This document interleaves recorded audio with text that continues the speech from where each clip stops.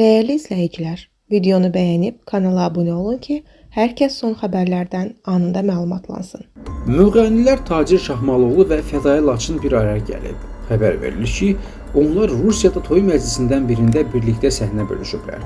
Müğənnilər aralarındakı incikliyin bitdiyini göstərib. Qeyd edək ki, Fədayi və Tacir illərlə duet ortağı olub. Fədayi həbs edilən zaman Tacir onu ziyarətə getməyib. İfaçılar uzun müddət küslü qalıb.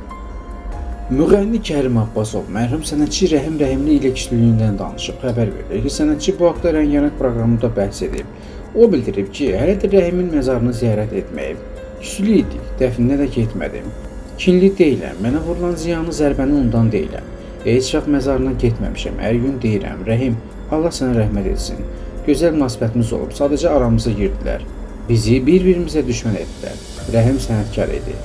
Qeyd edək ki, Kərim Abbasov müsahibələrinin birində onunla müğənni Niyam Salaminin arasını Rəhim Rəhimlinin vurduğunu iddia edərək onu şeytan adlandırmışdı.